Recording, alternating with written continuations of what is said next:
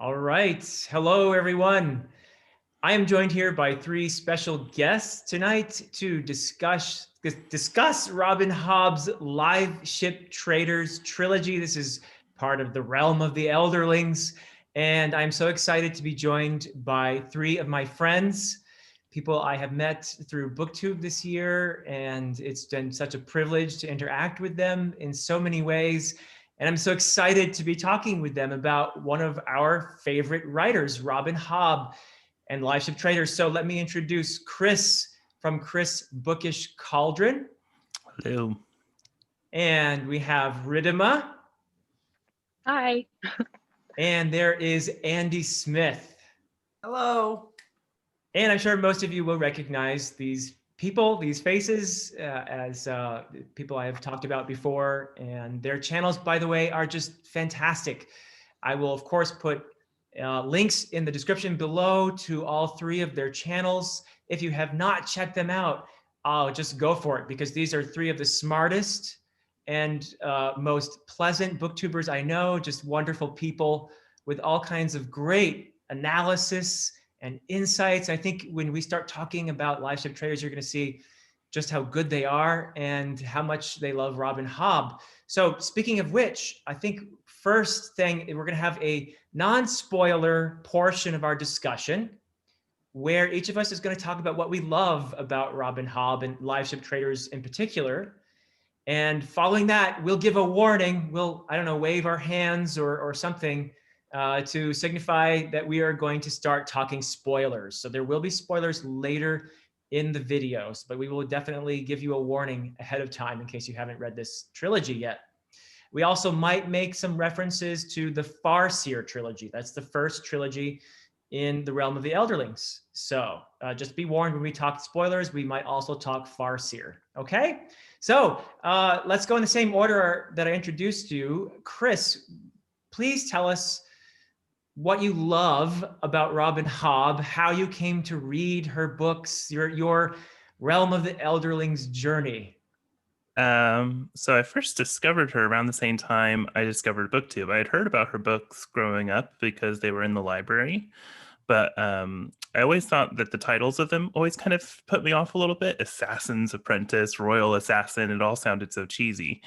And then when I first started watching BookTube, back around the end of 2015, beginning of 2016, there were a lot of booktubers at the time who were reading the series together in a big buddy read. And so they would drop reviews for the trilogies around the same time. And that's where I first heard about Liveship from Mercedes over at Mercy's Bookish Musings. She did a video where she had talked about them, and she had mentioned that she thought they were better than Game of Thrones. And at the time, that was definitely my favorite fantasy series and kind of my standard for good fantasy. And so I immediately went to the bookstore and grabbed them. And I fell in love. Like, I just absolutely loved the trilogy. So I read Liveship first, just to kind of see if I would even like Robin Hobb. And then I went back to the Farseer Trilogy, and then I read the entire realm of the Elderlings all the way through at that point. So I've read I've read all of the books now twice, except for the last trilogy. And I've now read the Liveship books 3 times. And then I've also read her Soldier Sun trilogy, which is not connected to the realm of the Elderlings, but it's a really good fantasy trilogy as well. And I'm about to start making my way through her Megan Lindholm novels. And for me, she is the best writer of characters that the fantasy genre has to offer. I don't think anyone else minds the depth of characters in the same way that she does. Her books are so intensely character focused. I always feel like I have lived inside of a Robin Hobb novel more than I feel like I've read it. And yeah, she's definitely my favorite fantasy author of all time. Number 1 for you, Chris, right? Oh yeah, definitely. And I should have mentioned before that Chris has a lot of great Robin Hobb content on his channel. So highly, highly endorse. If you're a Robin Hobb fan, you got to check out Chris Bookish Cauldron. So for sure. Anything else, Chris? No, we'll get into it as we talk about the trilogy. Okay, fantastic. Okay, Ridima, you're up next. Yeah, so it's funny that Chris mentions Game of Thrones because I think the first time that I ever heard of Robin Hobb was on it was like an interview that she did with George R. R. Martin, and I remember really liking the way that she talked about her characters, and she talked about how, you know, Fitz is like an underdog and how he's similar to Jon Snow. And it's funny that I found her through that because I too now think that, I mean, Farseer is better than Game of Thrones. Um, and I think I also heard of her on r/fantasy, the subreddit. She was super popular. So it was like the interview and just seeing her name pop up over and over made me really curious about her work. And I have to agree with Chris again about the characters. And I would take it one step further and say that something that Robin Hobb does really well is character relationships. I think there's a lot of fantasy books out there that have great characters and great you know, individual characters, but I think something Hobb just takes to the next level is the way that these characters interact with each other, and like their relationships span years and decades, and they get so complex and they feel human. I mean, just even us like you having a friend over like the span of a decade would be complex, and I think Hobb captures that so beautifully in her books. And yeah, I love Robin Hobb. I don't know if she's my favorite. I would say she's neck and neck with Robert Jordan for me currently. She used to be like one step down, but after I read the Tawny Man trilogy this year, she's neck and neck. And I think maybe depending on how the last trilogy goes for me, because I haven't read I think it's The Assassin's Fate. I'm not sure the title, but the last trilogy, I haven't read it yet. So she might edge out Robert Jordan after I read that. But yeah, she's definitely top 5 fantasy authors for me. Awesome. Thank you so much. Andy, how about you? How about your Robin Hobb journey? Yeah, so mine started not quite as eloquently as my two fellows who just spoke, but I think it's an experience that a lot of fantasy readers can relate with. I was going on a camping trip and forgot until the night before that I didn't have a book on my Kindle that I thought I had, and so I panicked and started searching for good fantasy books, and got the Reddit list, or books that are a lot of people like, and then just started searching that list and crossing it with what I could get through my local library on my Kindle, because I needed it for the next morning. We were getting up early and driving to northern Wisconsin to camp. So I just went through, and I just had the first one I found that had a book one that was available at my library was Assassin's Apprentice. So I was like, cool, got it. I mean, you can't camp without having a good fantasy book, right? So that was how I stumbled onto it. And the Farseer Trilogy was still such a unique experience for me, because it really is the characters, as they have already said, are incredible. I mean, it's just like real people on the page, but it's also, she's so honest with things like power structures and how people who without power not just don't have power, but are powerless, and are caught in the whims. Like it's just dealt with so honestly. And because of that, it's so frustrating at times. I remember Farseer made me feel the most frustrated I'd ever felt reading a book. But I loved it. And then just this past year, I picked up the next one because I loved that one so much, which was obviously Liveship, and it blew me out of the water. I just recorded today my top 10 fantasy series as of now. I don't know when it'll come out, depending on when this is out, before or after, but I don't mind giving a spoiler. Liveship Traders is number 3. And if you're following my channel, it's Malazan, Lord of the Rings, and Liveship, and they're all pretty neck and neck. So I love it. I am continually astounded by her writing, her characters, the depth of theme, and so excited to read more. Ever since I started reading Liveship, every time I've gone to a used bookstore, anything I see about Hobb, I buy. So I have a couple of the Tawny Mans already ready to go in the back here. Soldier Sun, I have all 3 ready to go, but I think I'm going to wait till after the Realm of the Elderlings. And the great thing about Hobb, I think, is you can't rush through her. So I'm just taking my time. I'm taking a little break now after finishing Liveship, and I'm really excited to get Tawny Man started. Fantastic. Wow. I can't wait to watch your top 10 video, Andy. Coming soon. Nice. Very nice. And it's funny because we have in many respects, not always, but very similar taste, I think. Yeah. And I'll tell you what, I read the Farseer trilogy, I want to say maybe 3 years ago. I can't remember exactly, but I had been looking ever since I started teaching a fantasy novels course at the college where I teach, which I invented this course. I felt so lucky to be able to teach this. And I'm always looking for great fantasy so that I can teach it in the course. And of course, I've done a lot of searches on Google or whatever for great fantasy and poking around here and there. And I think that's how I heard about Robin Hobb's books in the realm of the Elderlings. So I thought, okay, let's check this out. And I read the Farseer Trilogy. And at that point, I thought that the first book, Assassin's Apprentice, was a bit of a slow start for me. And it took me a little while to get into it. Once I got toward the end of the first book in that trilogy, it was, okay, I get where people love this.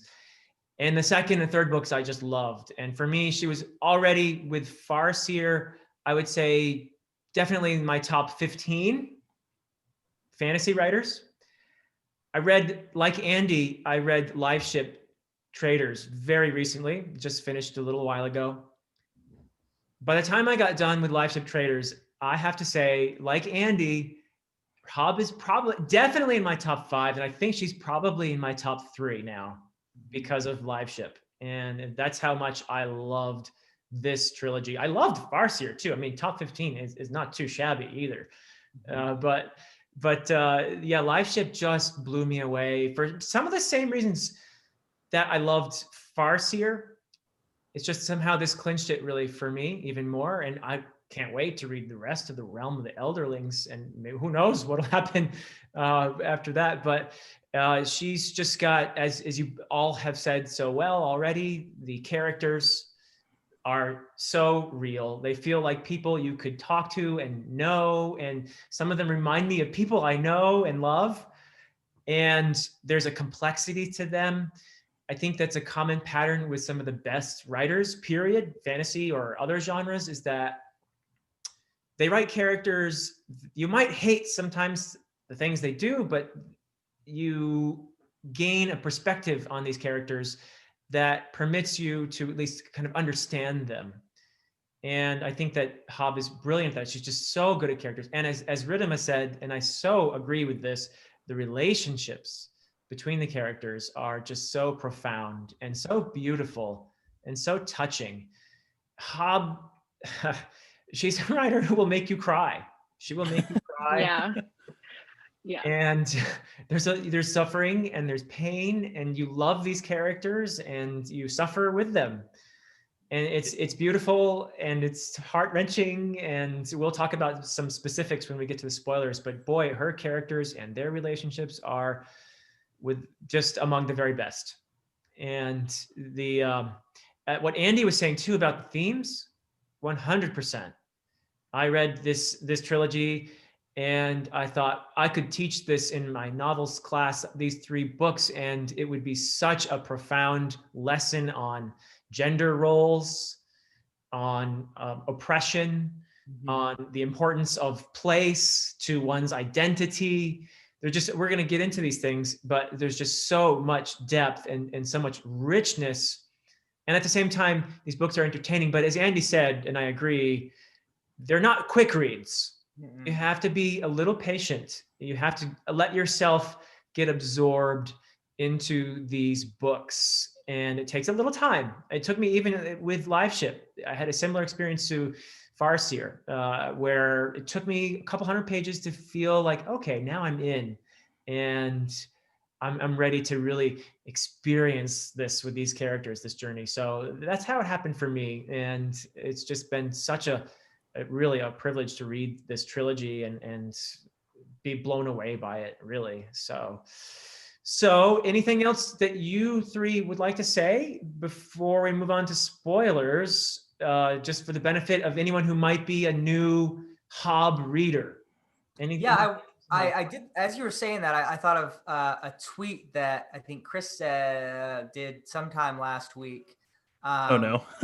And no, it's a good tweet. And I want to clarify, because I know what you're saying, Philip, but I think sometimes BookTube misunderstands what we're trying to say here. So, so Chris's tweet, to get back to that, was, how do people think Assassin's Apprentice is a slow book? So much happens in that first book. And that's because slow obviously has a wide range of different things we can mean by that. A lot happens plot-wise in all of Robin Hobb books, like a ton. Yeah. Like it's not like, some people say Lord of the Rings is slow, and in some ways it is slow because they're just like walking for a lot of, the book. But that's one type of slow. What we mean by slow is that Hobb is never going to like treat a big moment like it just happens and then it's done. She will deal with the repercussions. She will deal with the mental and physical and spiritual exhaustion or energy that's being used. And she'll use that not only to like be real about the circumstances that happen, but as we've said multiple times, build these characters. So I just want people, as they hear us say she's a little slower in her maybe pace or rhythm, it's not at all means that it is a slow pace. In fact, there is so much story packed into both Farseer and Liveship, and the way that her space economy with words is incredible. Yeah. But she does take time to tell you how these things affect her characters. And I think because in modern fantasy, that's kind of lacking, not across the board, but in a lot of popular fantasy, that's lacking. I think people perceive that as slow, when actually, in my view, it is excellent character work and storytelling. So I just thought to clarify, because I think that's what you were saying, Philip, but sometimes people, hear things differently. But I just wanted to say that as you're going into Hobb, yes, you have to have patience, but it's not about the story. It's about let her take you and introduce you and get you to love and know the characters. Yeah, totally agree. And thank you, Andy. Yeah, that's a great point. To me, a lot of what happens in the early parts in each of these trilogies that we're talking about, Farseer and Liveship, there's a lot of character building that's going on and some world building. And so that's an investment that pays off later on when you really feel connected to these characters by the time you get to page 200 or so. And it's, so for me, it's just tremendous. So that's I felt anyway when I was reading Farseer and this trilogy, Liveship, that was kind of what was going on. There's a lot of character building, and I was getting to know them. And once I did, I was in love. So yeah, thank you for that clarification. Absolutely, yeah. And the payoff too for the world building really continues like as you go on through the series. So like there's things that happen. Like I don't want to spoil too much, but like even your understanding of like, it's called the realm of the Elderlings. And when I first read it, I really did not understand what an Elderling was until I got to the Rainwild Chronicles. I don't think you have a full understanding until, so it made it's definitely a slow reveals and plot reveals, but they're so rewarding. Yeah, I think a lot of people think that Farseer especially is slow. And like, I think when I read it, I felt like the world building was very basic. Because it's just buckkeep, or I don't want to get too spoilery, but it's, it feels life, and then I say in Rainwilds, she explores it in like really in depth. Could you just repeat the first part of that? Yeah, I think maybe You got oh no, I don't know if you guys can you saw hear that me? too. You got frozen a little bit, just the first part of that. Oh, okay. I don't remember what I said, honestly. Can we just edit that out? I don't know what I was saying. So you cut out when you said you thought at the beginning the world building was a little limited because it's just buckkeep and kind of just the six duchies, and then you cut out. So go from there. Okay, yeah. But so the slow building, I think really, in each trilogy, she takes the world building to a new level. And I think if you just read Farseer, you're going to have a very limited view of the world. So I would definitely recommend, reading the other trilogies if you think that it's basic or not super developed. But yeah. Yeah, so one another non-spoiler type bit of information that might be helpful to potential readers. Liveship has a kind of a pirate vibe to it, right? That you don't really get so much in Farseer. Farseer feels more traditional medieval type fantasy. Liveship takes a more piratical sort of approach, and it's in the same world, but it's south of the Farseer, where the Farseer trilogy takes place, the Six Duchies. So that's you do get some references to where Farseer takes place, those barbarians up north, that sort of thing. But it's a different part of the world for the most part, and there are some connections. I personally do think it's better to read Farseer first. I know, Chris, you said that you read Liveship first. There are some connections, and they have to do with the magic to some degree and some other things. You don't have to read Farseer first. I want to get what you guys think about this too. But I would say you would get a little bit more out of Liveship if you've read Farseer already, particularly at the end in Ship of Destiny in the third book. I think it's more true of Ship of Destiny than in the first two books of the trilogy. So what would you guys say about that? Is it better to read Farseer first or what? Yeah, I read the Liveship first, and when I was reading Liveship, I never felt like I was missing out on anything. Like I never felt like, oh, I'm not making the connections. And then I went back and read Farseer, and then I made the connections between the two in reverse order. So you do make the connections if you do that. But I will say that when I went back and reread the Liveship the first time, going back and reading the first two books, you do realize how much there is that's connecting the two that you miss out on with if you haven't read the Farseer. So I think it just depends on what you want. Like if you know that you're in for like a 16 book series and you want to go down that road, then definitely start with Farseer because it's the most rewarding experience you're going to get out of there. But if you just want like a one and done trilogy that stands on its own, the Liveship is that. You won't feel like you're missing out. Cool. Yeah, I would. Andy? Yeah, I'd agree with that. I got on my first review for Ship of Magic, I said, oh yeah, you can kind of start on this or Farseer, and like got roasted by Hobb people. I mean, Hobb people are not as aggressive as like any other fan base, but there's several people in the comments who go, this guy doesn't know a thing. You have to read Farseer. But I've now read both trilogies in their whole. I'm still going to stick to this. Like, I think both are fine. And like Chris said, I think the overlap you're going to get in reverse one way or the other. So the reveals will come. It's just, will you enjoy them in Farseer and Ship of Magic? And because I think Ship of Magic is so good and I think has a lower barrier of entry, like I think some people just have a disposition to not like first person narrative. And Farseer is definitely a first person narrative, very reduced. You're just in Fitz's mind and head exclusively, I think. There might be one small section where it's not, but it's almost all in Fitz's head. So like I understand, and some people, whether they're right or not, think it's slow. And I know people who have trouble with that. And I have confidence that even if you found that to be true and you tried Farseer and didn't like it, you should still read Liveship because it's utterly just fantastic. So that's my only caveat there to say, like, they're not so connected where if you don't like Farseer, you shouldn't do Liveship. Liveship, I think anyone who's ever read fantasy and enjoyed any fantasy needs to read. Farseer, I can understand. I loved it. Obviously, my fish is named Fitz. But well, actually, his full name, this is kind of a fun fact, is Fitzwilliam. Oh. But we call him Fitz because my wife and I's compromise was she loves Pride and Prejudice. I do too, but it's one of her favorite books. And Fitzwilliam Darcy is the name of this. And then I wanted to name it Fitz. And so that was our compromise. Anyway, so I love Farseer, but I can understand people not liking it. But Liveship, everyone should read. That works, Andy. And in your mind, that fish is Fitz chivalry anyway, right? Did you hear me slip there? Yeah, absolutely. You said it out loud. Yes. Yeah. So, oops. Yeah. So, Ridima, you want to add anything to that? What are your thoughts?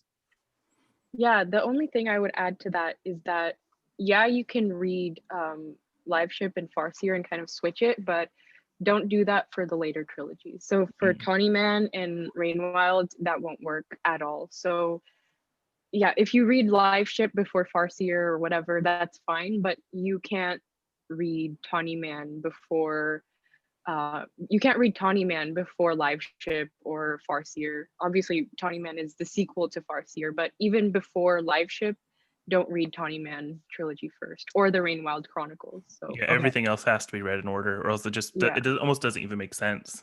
So which Yeah. ones do Andy and I need to read next? Having finished so Tawny the Man. next one, the next one would be Tawny Man, and then Rainwilds, and then the last one. I don't even know what the last one is It's called. it's just called the Fitz and the Fool trilogy. Yeah, that. So this is your I- next book, Philip. Fool's Errand.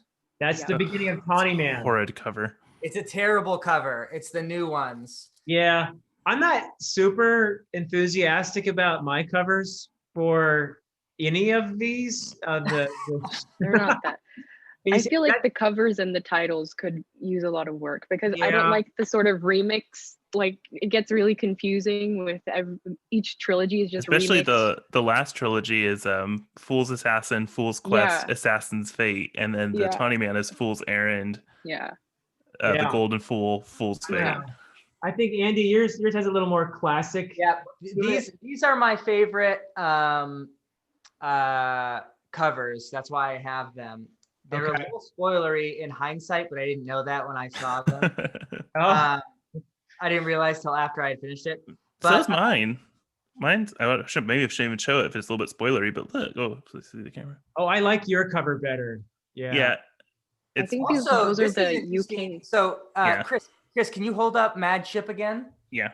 So yours has a the, mine doesn't on the cover. It's just Mad Oh. Ship. I like And so yours is just Mad Ship as well. So I don't know if it's the or not. But well, I have the UK editions, so they could have changed the titles a little bit when they published in the UK. they don't like articles in the UK. They're so lucky. They get the nice covers over I there. know. Huh. Oh, well. So, all right. Any other information we want to get out there for potential readers for Liveship or for Robin Hobb in general before we get into spoilers? Be prepared for emotional heartbreak. Yeah. Yeah. Her books they're entertaining, and I think she always gives you a bittersweet ending. Like I've never gotten to an ending of one of her books and been like, oh, that was just hopelessly tragic with absolutely no light at the end of the tunnel. Yeah. But they're bittersweet. She puts her characters through absolute hell, and if you can't handle it, it's understandable. And in one of Yeah. my reviews, I forget which one, I said that Fitz from Farseer and Wintro from the Liveship Traders should get together for group therapy. Yeah. They should.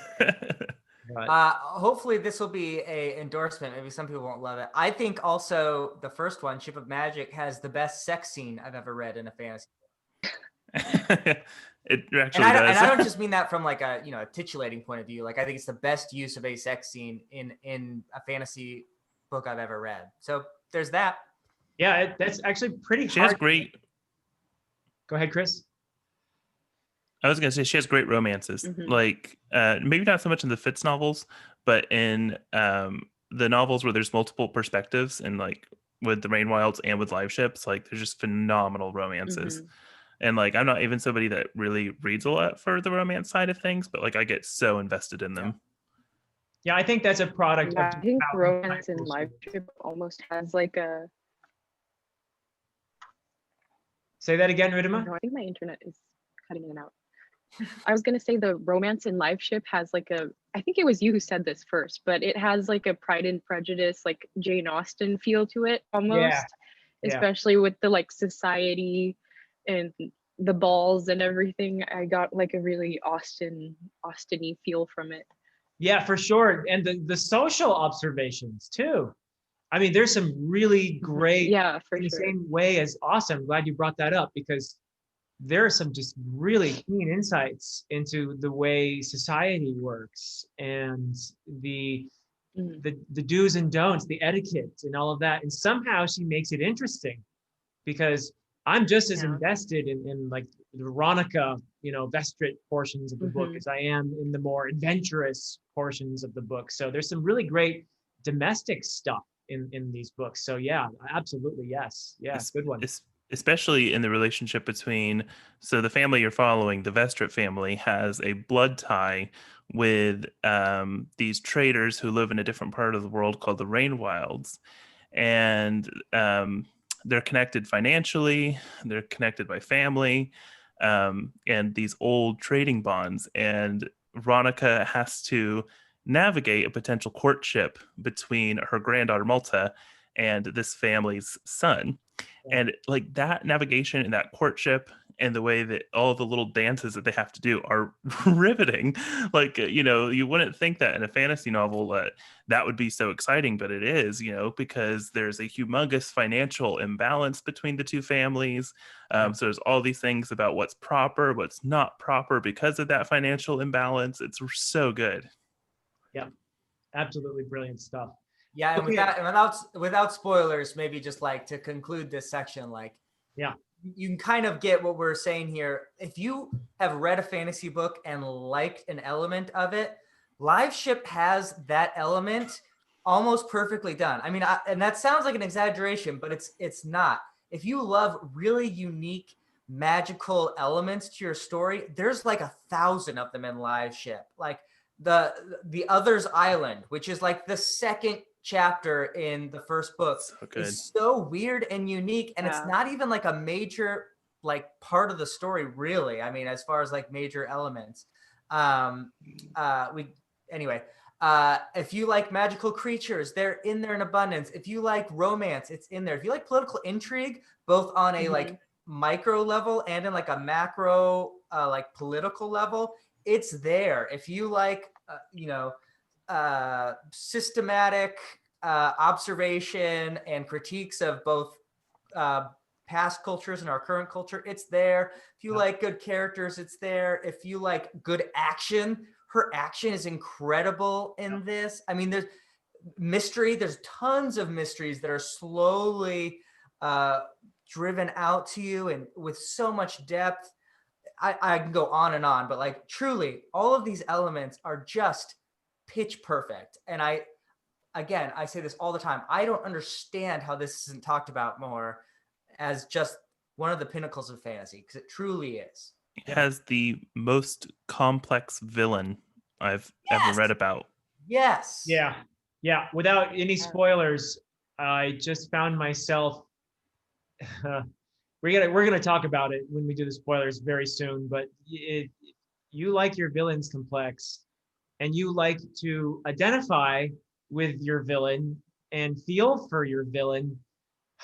Liveship Traders, my goodness, and that's one thing I thought she did much better actually in Liveship Traders than in Farseer. Yeah, I really do think that the villains were much more three-dimensional, and I liked.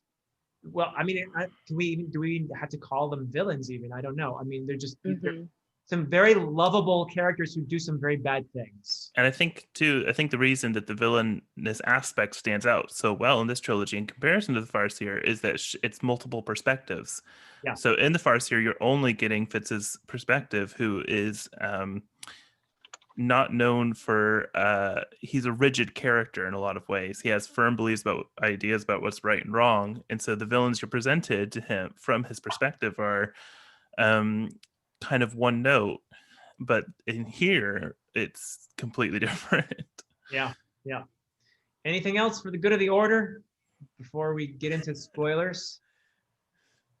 Okay, so I'm waving my hands. I don't do that. Andy, you have that nice alarm thing that goes off when you start with spoilers. I could do my own. Perfect. We're doing spoilers. All right, so here we go. Who wants to start? What do we want to talk about with the spoilers? We just started talking about. Oh God. I mean, let's talk about the villain, because I think without spoilers, it's hard to get into why Kenneth is such a great villain. Okay. And I mean, yeah. I think the thing with. Sure, no, go ahead, Chris. No, you. Okay. I defer. Okay, I love Kenneth on like a meta level so much, because he does good things for bad reasons, and that always makes me think. And until I think the last book, he keeps doing good things and like doing all the right things, but he has the worst intentions. And comparing him to someone like Kyle, who has all the good intentions in the world, but is a despicable person. I don't know if that's too strong a word to use for Kyle, but You can I never found use strong a language for Hate Kyle. him so much. yeah, The worst person in the world. yeah, and he's supposed to be this really good person, and obviously he's like technically on the protagonist side, but he does all the worst things with good intentions, which is like the inverse of Kenneth. And I just love how, I don't know, the way that made me think about like intention versus impact, and just what really is a villain if Kenneth is doing all these good things for the worst reasons. One of the things I love about Kenneth is the Wizardwood Charm. So he has this charm that has quickened, that has his countenance on it, that he wears on his wrist. And what's really cool is that the charm is kind of like his conscience.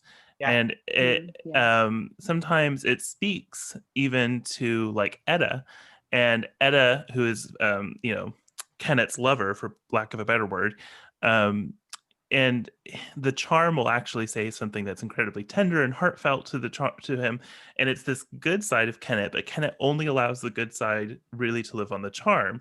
And even from like the beginning, when he first boards a slave ship, and he boards it, and he can't stand the smell of it, and it's like making his eyes water, and the people around him interpret that as being that he's overcome with emotion for the misery that these poor slaves have had to deal with. Yeah. But in reality, he just can't stand the smell.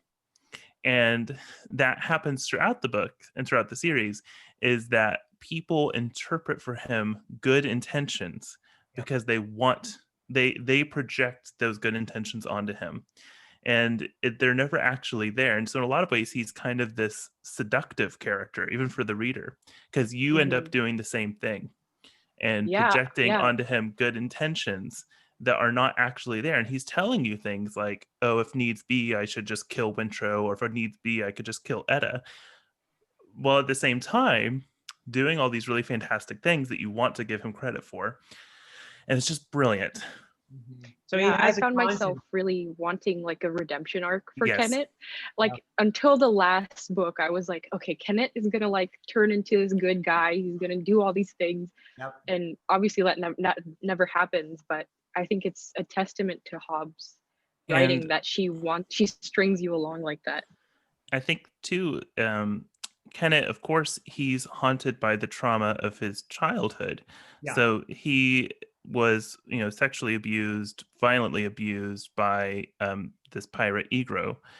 And there's actually a really interesting, I think, connection between him and Fitz in this way, is that Kenneth, as a child, allows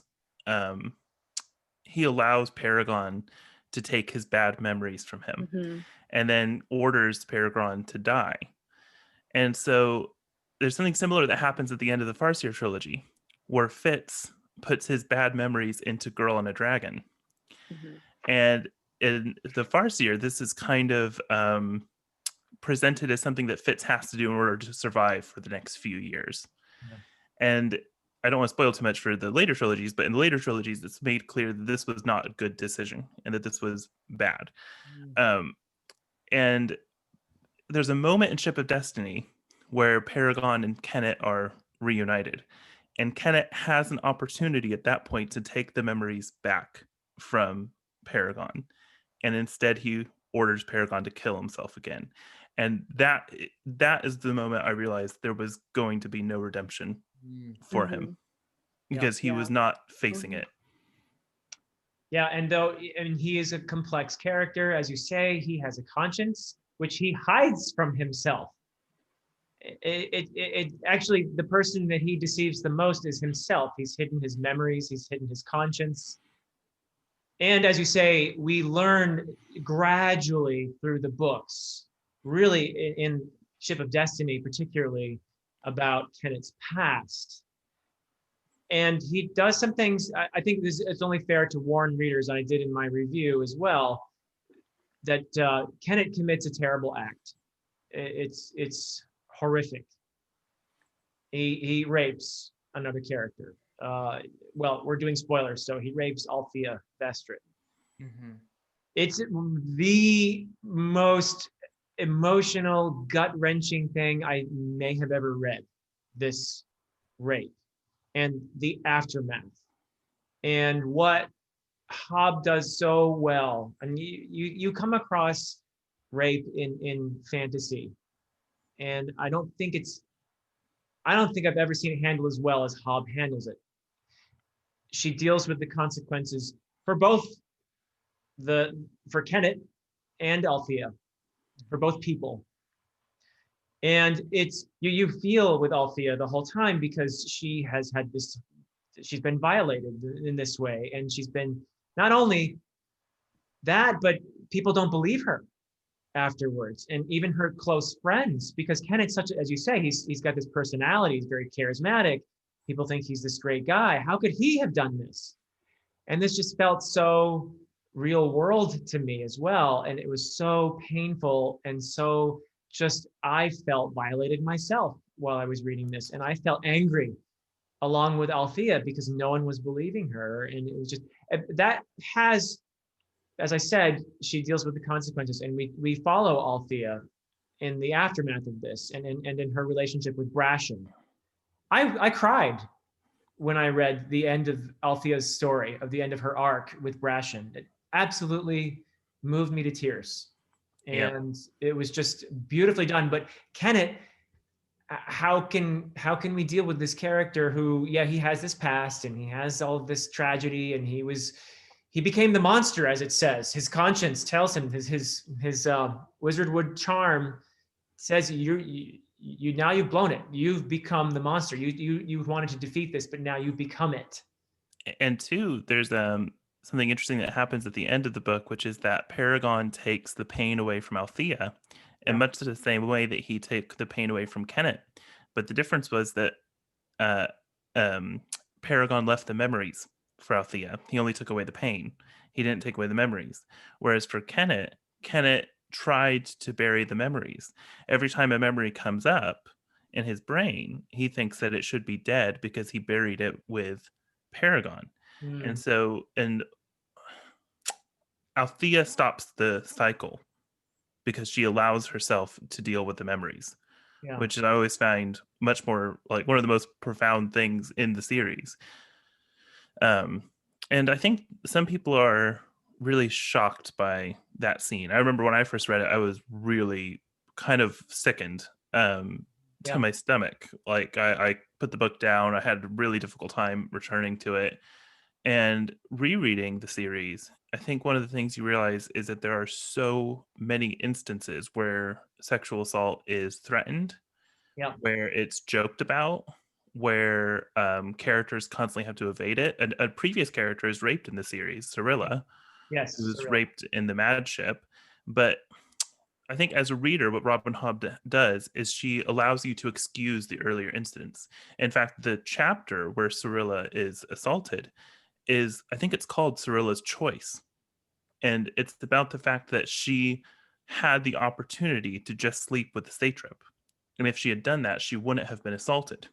And so Hobb always allows you in the previous incidents to make excuses for why it happened.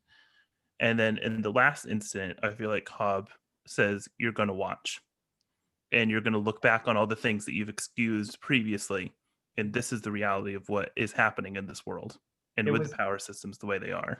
With Cyrilla, we don't witness the rape. It is reported to us, and she is repeatedly raped as well. It's actually I found that difficult as well. But we do get Cyrilla's character development is very well done, I would say, as well. And in her determination not to be a victim any longer is a big part of her. So I think that, again, Hobb deals with this in a very sensitive manner, and I'm in admiration of it. It's just a difficult thing, a very difficult theme to deal with, and she pulls it off. Yeah, I think recently I had I read a book that had a rape scene, and I was struck by how it was used as, like, it wasn't it was in service of another character's development, if that makes sense. Specifically a man, like this woman was raped and killed, and it was supposed to be this man's like tragic backstory. And I feel like with Hobb specifically, she continues to explore sexual assault in later trilogies as well. And what has always struck me about her characters and how she deals with it is that she doesn't, it's never in service of another character's development. She always focuses on the victim and their psyche and how it affects them, and it doesn't feel like it's not like a cheap trick that she pulls out, you know, just to make the women more interesting. I feel like a lot of times it's always women basically who are raped in fantasy for whatever reason, and I don't think that she uses that in that way, and she really treats it with respect. And any kind of violence, I mean, should be treated with respect, but especially something like that is so violating. It leaves a bitter taste in my mouth when I read other books and they, you know, use it in service of another character, or to give this character a tragic backstory, or make them look, you know, heroic or something like that. And yeah, I just really appreciate how Hobb approaches it in her books, and really explores it. Yeah, it's really well said. What do you think, Andy? I loved your review, by the way. Oh, thank you. Ship of Destiny. It's brilliant.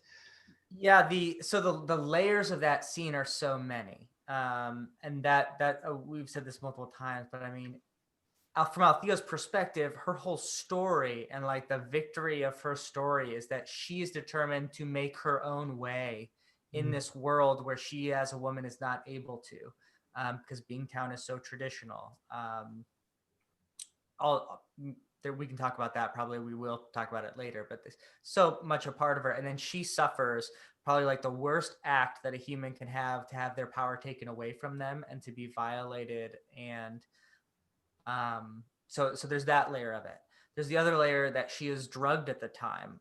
And so we as the reader have been in her mind during being drugged. So we're actually experiencing the horrificness of the act itself, and then also not being quite clear on the details exactly, but also knowing the terribleness of it. And then, as you said, not being believed even by those closest to you, even your own family, that this might have happened. And the shame, like that you all feel all of that. And then the fact that like, even when justice, so to speak, is done, or, whatever is done, there's repercussions that are going to be with her forever. It affects her relationship with Brashan. It affects her relationship with Wintro, with Malta, with the Liveship, because of their previous respect for Kennet. And especially because so many rapes, I think it's something like 1 in 5 happen within families. Like, just like how these things are, don't quote that stat. That just came to my mind. That might or might not be right, but the depth of like trying to honestly portray the awfulness of it, and to have us feel and empathize with those feelings, I think there's so much for readers and how to understand that experience in our own world, that it's powerfully done. And as I said earlier, the Brashan and Althea scene in the first book, Ship of Magic, is so beautiful. Yeah. And builds such a bond between them, and shows like how they're both finding safety and self-confidence and identity in each other in a good way in this beautiful relationship. And then to have that same act and writing of Hobb be put to such, well, the writing's not evil, but to portray the evil side of human sexuality as bookends in the same trilogy is from an artistic standpoint phenomenal. Yeah, and two, at one point, like I think it's in the Mad Ship, Brashan and Althea, this is before she's assaulted, are having consensual sex, and Paragon can feel it happening, and he's confused. Yes. Because he thinks that sex is only a punishment, and he doesn't understand. He thinks that Brashan's angry with her, and so it shows like the lifelong trauma that it puts on people, because Paragon's kind of a sexless being, so he only has that negative memory. It's just horrible. Like, I mean, it's so tragic and yet so like brutally honest about what really happens, I guess. And as Paragon is sort of a reflection of an unfiltered Kennett, we see how broken Kennett has been by Igro's horribleness and the cycle of abuse and how it destroys people, and then those people destroy others because of the pain. And it's all of that is so real. I mean, that's a complete real life scenario. How many horrible people in life were inflicted terrible sufferings beforehand? And it doesn't excuse anything, but it's just the brokenness of the world in many ways, portrayed in this fantasy world, I think in really helpful ways. Yeah. And there is some, I mean, I believe as a lover of literature in general, that it is important to portray suffering of various kinds. And Hobb, even as she gives us a cathartic ending to this particular arc and in the story in general, she really does keep it real. And it's not like, oh, you know, now everybody's happy and everything's fine, but you do reach a point of resolution that feels like, okay, life can go on now.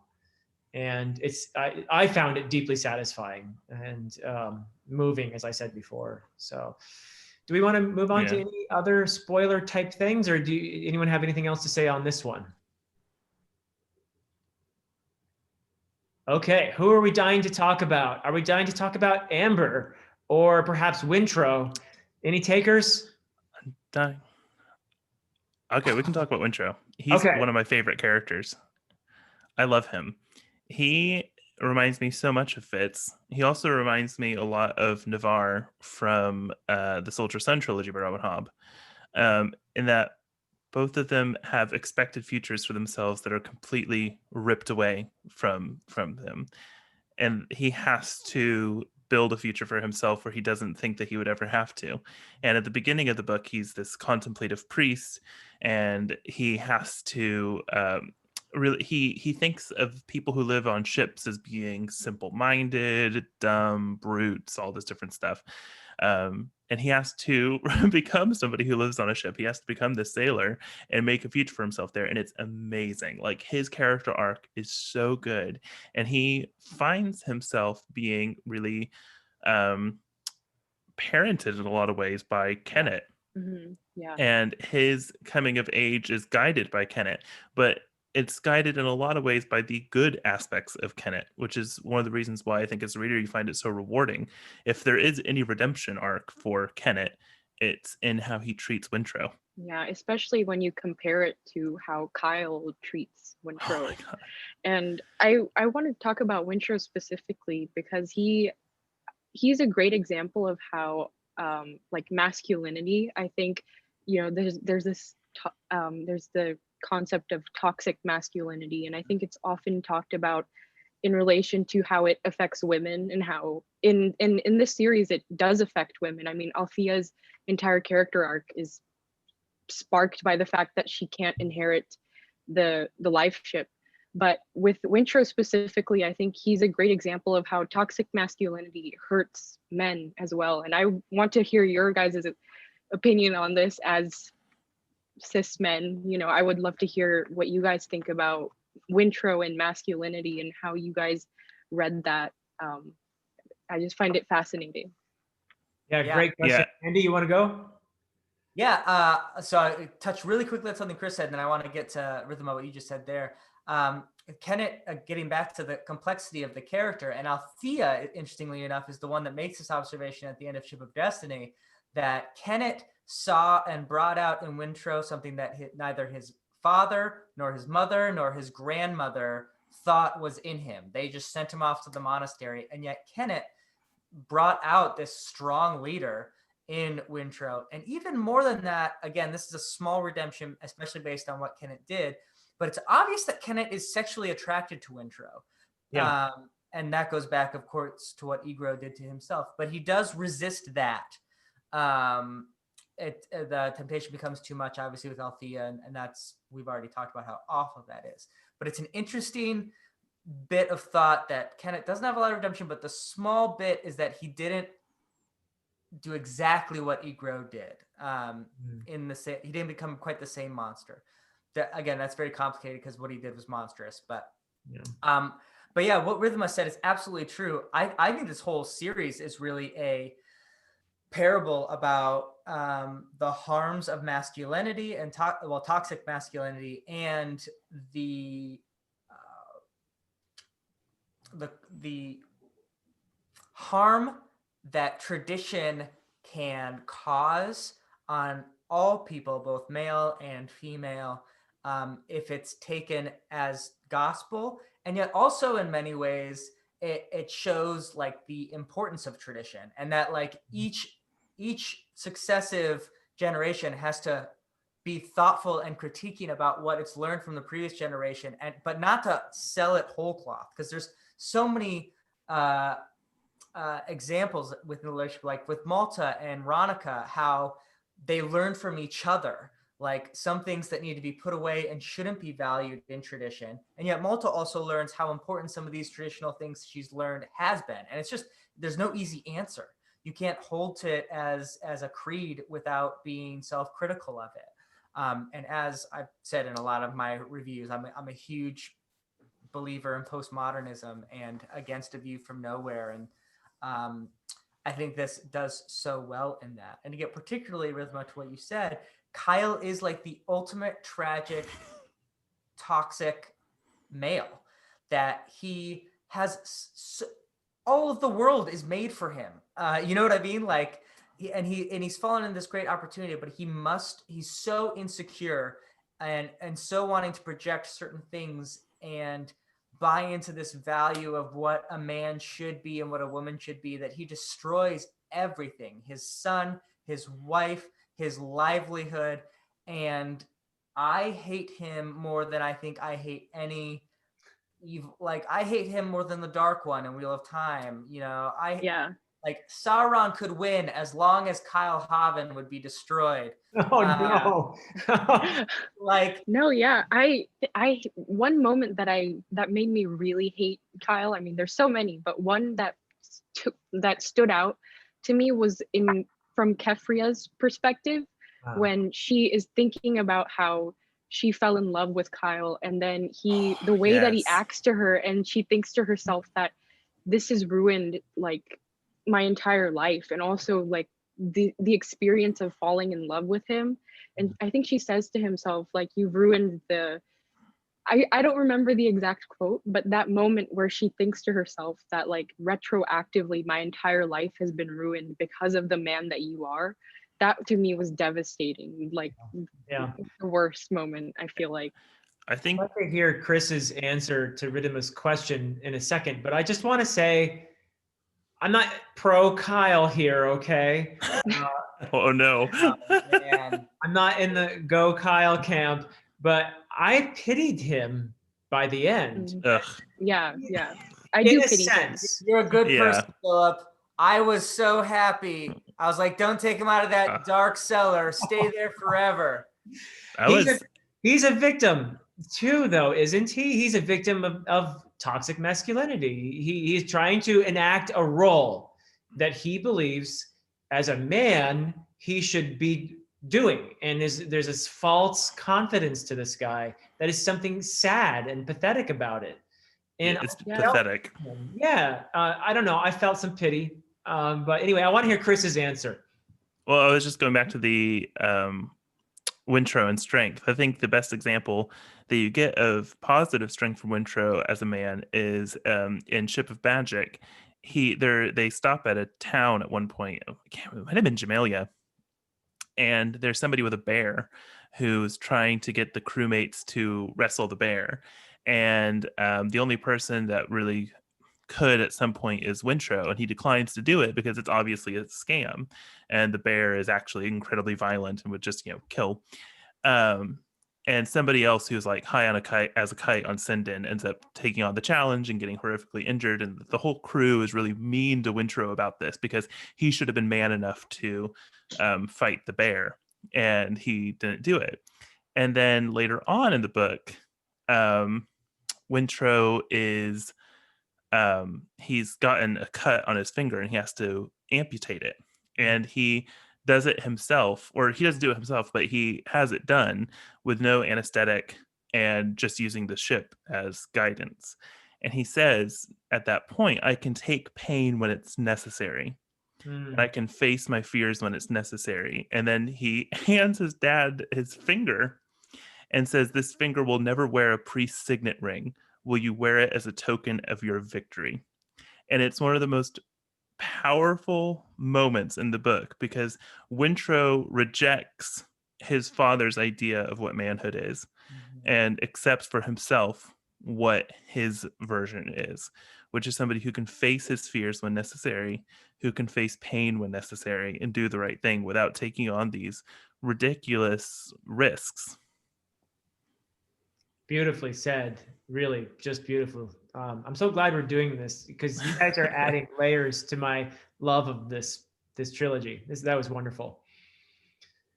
So we talked about Wintrow and the fact that he's missing a finger. And there's another character who's looking for she's had a vision of this 9-fingered boy. Yes. And I mean, talk about not quite fulfilling the purpose you thought you were going to have. Wintrow somehow, when Amber finally meets him, her reaction is, I was curious about it, and we need to talk about who Amber is and all of that. So big spoilers coming up here, but I was curious about how she reacted to Wintrow because it wasn't, you're the chosen one, that sort of thing.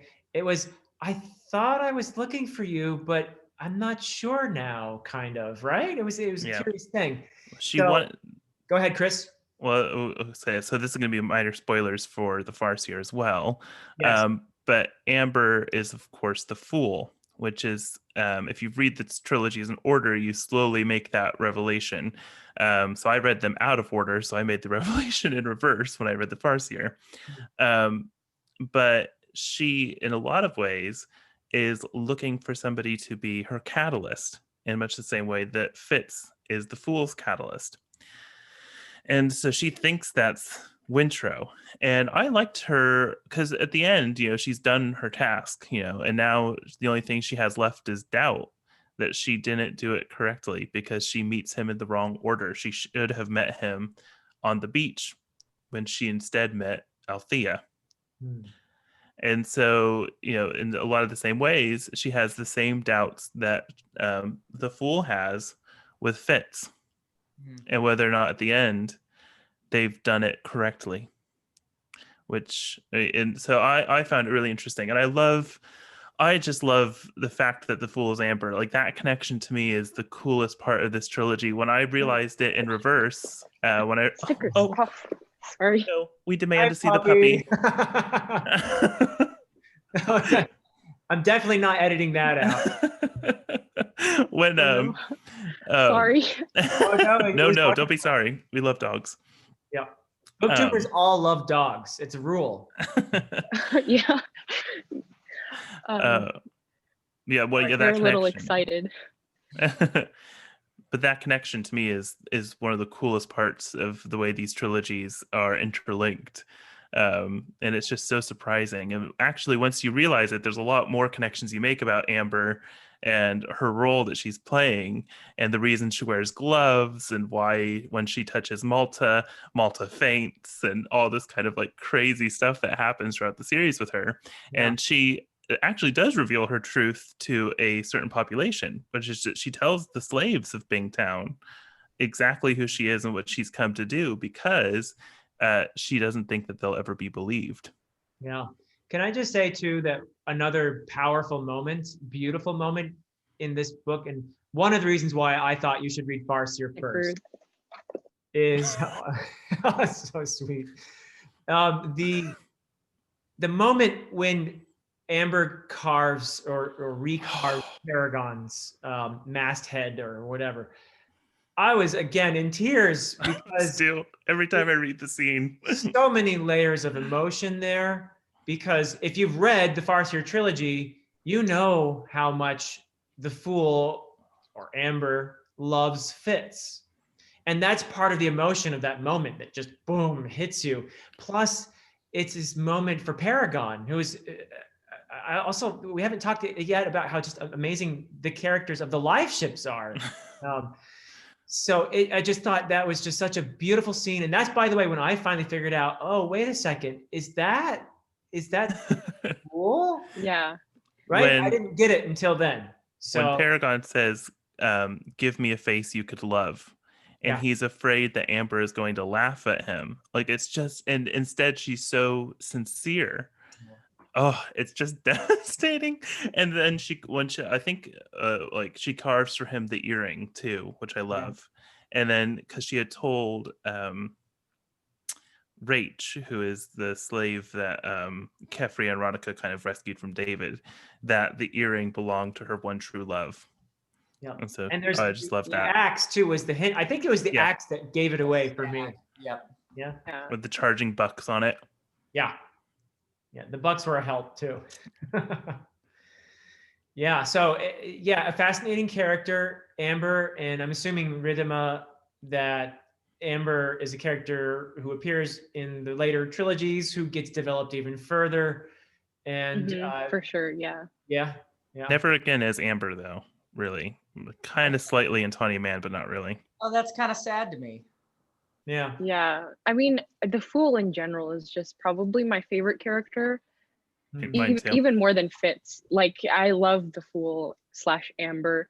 And I think specifically the Fool's relationship with Fitz is just so beautiful. And I mean, I don't want to spoil like whether, you know, that it exists in this really weird, unique space where I don't know if it's romance or brotherhood or like whatever it is. I just love it, and I've never really read anything like it. I think that aspect of this series is so experimental, and like I've just never read anything like it.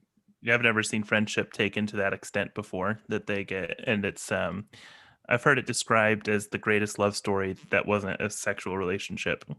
Yeah, And that's how I think of it. Beautiful.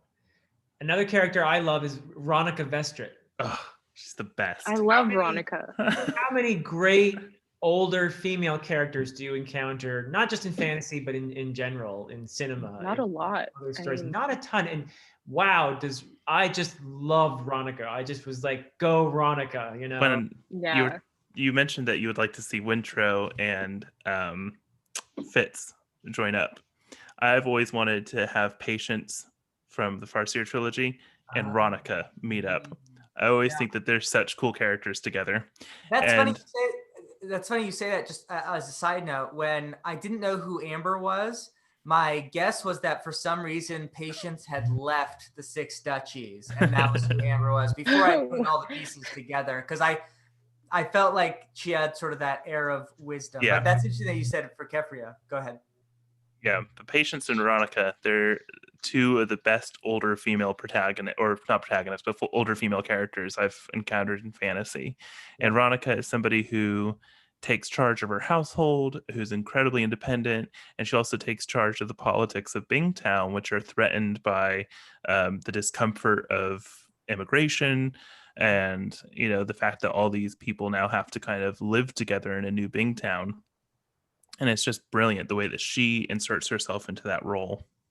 Yeah, I think Ronica was probably I found her. No, I'm so sorry. Snickers. No. Yeah. No. Oh wait, there's another one. They all want to be YouTube stars. Oh, they're so sweet.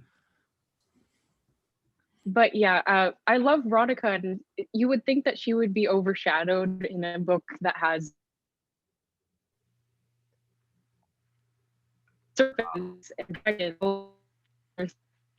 I found her really compelling, and I found her just the fact that she has to like run this household. And oh no, can you guys hear me? I got the internet connection unstable. Yes, we can still hear you. Yeah, please go ahead. We missed the early part. Okay, good.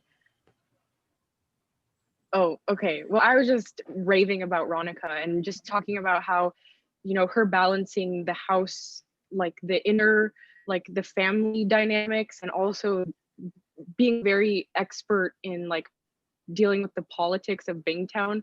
I Yeah. just loved watching her do that. And especially at the end with the Traders Council, when you get to see her like in her element, I just love that about Ronica. And she's probably one of the most, in any other fantasy series, she would be like my favorite character. But in this, there's just so many to choose from that it's hard to pick a favorite, but she's definitely just fantastic. Yeah.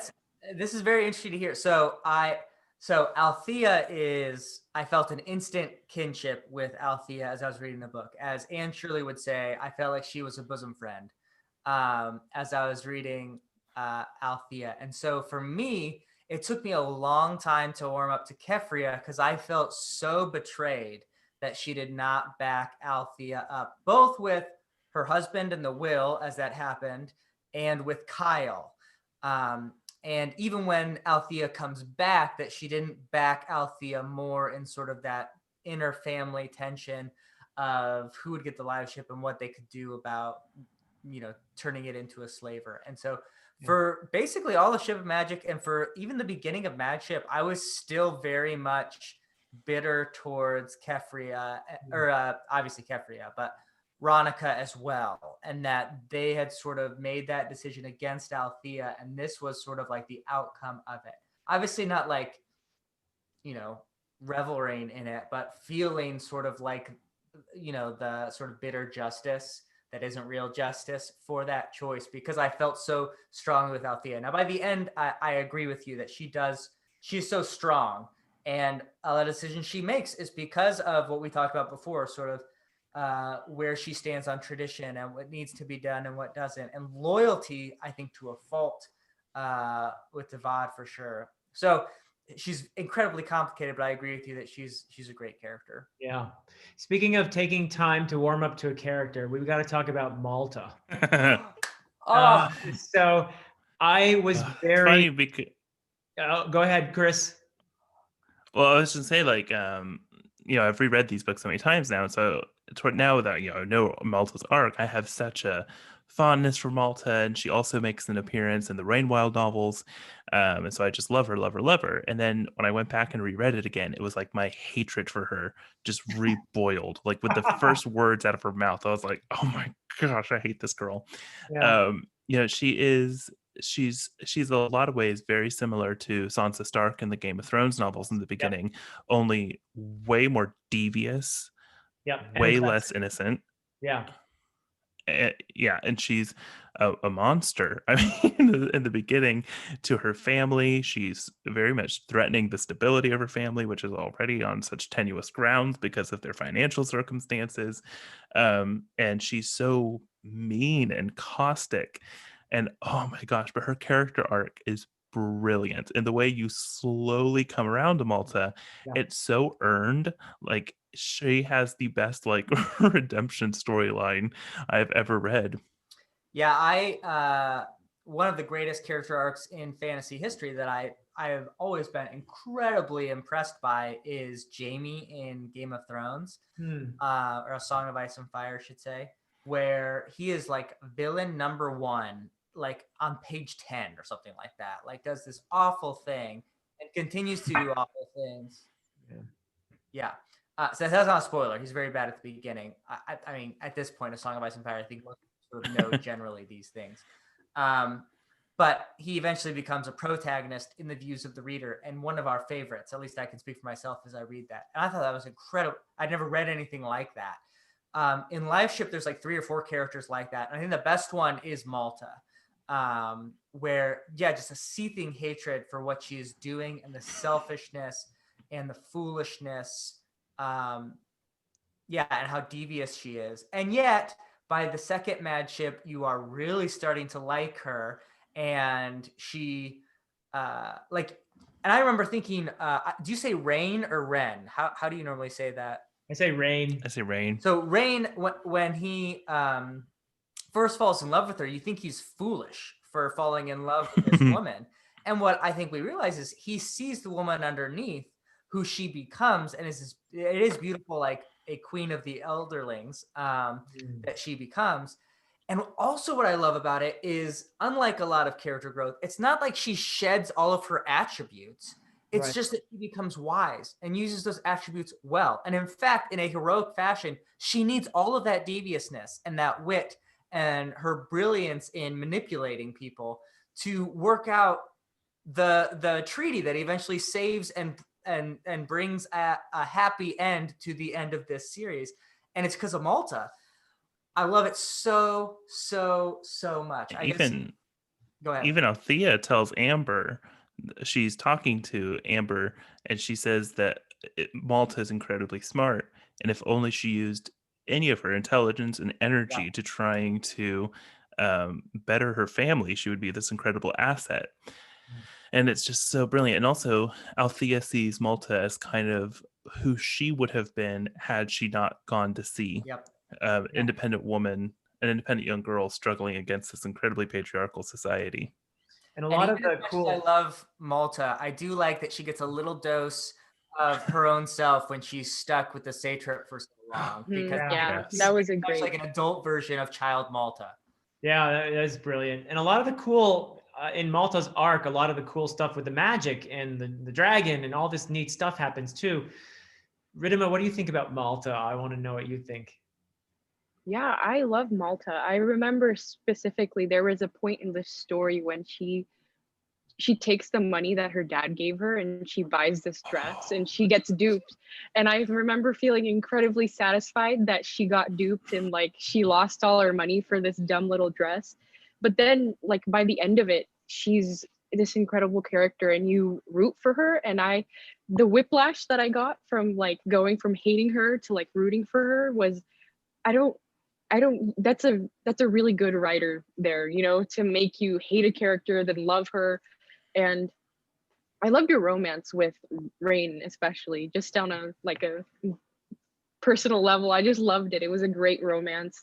And I think her character goes in a really interesting direction in the Rainwild Chronicles too. So if you liked Malta, you get more of her in the later trilogies as well. Yeah, So it's such a good side plot in Rain Wilds. I love it. And we've said multiple times how Hobb rips your heart out, but I felt so warm and safe and secure and happy in that moment where Malta and Rain at the end of Mad Ship just like snuggle for a moment, just like hold each other. Oh, it's unbelievably cathartic. Yeah. I love them together. So guys, we've been going over an hour, well over an hour actually, and probably it's time for us to give our final thoughts on this trilogy, on Robin Hobb, Realm of the Elderlings. Anyone want to go first as we conclude our wrap it up? Yes, Andy. Sorry, before we conclude, we have to mention it's how good this series is that we haven't mentioned at all. The subtle unfolding of the mystery of serpents to dragons and Wizardwood and the Rain Wilds people, and how all of that mixes together with the geological changes to the world. And that's You know what she based that on? No. I heard an interview with her about it, and she based it on the life cycle of dragonflies. What? No way. That is so cool. She did an interview with Christopher Paolini. It's a really cool interview, and he asked her like, "Where did you come up with this like wild idea?" And it was the life cycle of dragonflies. Wow! So yeah, I would have guessed oil. Let me tell you about dragons, son. Yeah. Yeah. I love the when I learned, like when I finally figured out like what the live ships were, like I just felt sick to my stomach. Like it was just horrible. And like at the same time so cool. And there's a lot of connections too between that side of the magic and the Farseer magic. Yes. And what happens towards the end of the Farseer series, which is really cool to make when Tintaglia is being released and she's telling Malta how to open everything. She starts talking about all the stone dragons and their purposes. And like I remember being like, oh holy crap. Like when I like made the connection when I went back and read Farseer, I was like blown away. And the tragedy of the live ships is all the more poignant because you're attached to Vivacia, you're attached to Paragon. And when you realize what they are, that they're essentially stolen memories from these poor slain beasts, these dragons. It's kind of, and you understand they go through a hell of a trauma as a result of having consciousness, awareness of what they are. It's another yet, a brilliant, powerful thing that Hobb does here. So yeah. Thanks for bringing that in, Andy. Well, yeah, and like in lots of series, it'd be like, oh, that's like a cool, unique, fantastical thing. But like we've already talked about this multiple times. The center point, maybe not center point, but a huge theme in this is memory being passed down and tradition and thoughts, like that's key to the magic as well and to what it means to the dragons. Yeah. And then like from there, just the themes and thoughts unfold tenfold, like the effect of humans on the earth and how we have, and both the positive and negative parts of that, right? The dragons need our help because we advance engineering and we can dredge the riverbed to make this possible. But also probably the reason it's like that is because we've sort of used up some of the natural resource and what that means and how we're destroying some of like the natural magic of the world. We haven't even talked about colonialization and taking over the cursed shores and what settlers do, and indigenous peoples versus people who found places, and the like refugees of capitalism. There's so many things that are touched on that we haven't even been able to talk about this in an hour and a half where we've just been going straight. So it is I cannot oversell this series to someone. You must try it as a fantasy reader. I mean, I guess at this point, only people who have read it have listened in. So I guess please recommend it to everyone that you talk to and keep forcing this down people's throat, because once they do it, it's great. So final words from you, Chris, and then I'll let Ridima finish us off. Yeah, I would just say it's the most emotionally compelling, sincere, like smart fantasy series I've ever read. And I mean, you can read the live ships and just have a one and done story. It's just absolutely amazing. But the whole realm of the Elderlings is phenomenal. And it's so just emotional, and you feel transformed by reading it. I mean, my overall feeling towards the realm of the Elderlings, when I think about it as a series, is gratitude. Like, I'm just so grateful that this series existed and I could read it, because you truly just feel like you've lived a whole nother life in a whole different world. It's just unbelievable. It's most definitely my favorite fantasy series of all time. I think she's the greatest. Wow. Ridima? Yeah, I think Robin Hobb is just really, I think she transcends fantasy in a way. Like, I would recommend her to someone who isn't a fantasy fan, and her characters and her writing and her prose, I think, are just good, period. Not just good for fantasy, but like good in general. And I think I can't, like everyone else said, read Robin Hobb. I don't think you'll regret it. I think even if you dislike the characters, you will find something worthwhile in the series. Okay, sorry. Your wit companion. Even dogs love Robin Hobb. Yeah, they can't stay away from Robin Hobb either. Yeah. Which is funny if you know anything about what happens to dogs in her stories. That's a good point. That's a good point. Ironic in a sense, I guess. Oh no. Well, I think, Ridima, thank you so much for finishing us off. Those are beautiful words. And I so agree with you that this is just great literature, period. It's just beautiful stuff. And definitely, I think you're so right that it would be something I would recommend to someone who doesn't even read fantasy. And so, yeah, beautifully said. Thank you to all three of you. This has been a delightful discussion. I just feel so fortunate to know you three.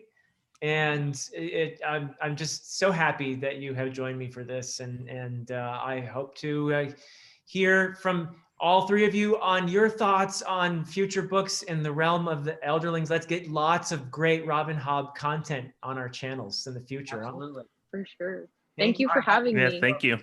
Pleasure. Anytime you want to geek out about Robin Hobb, I'm down. Great.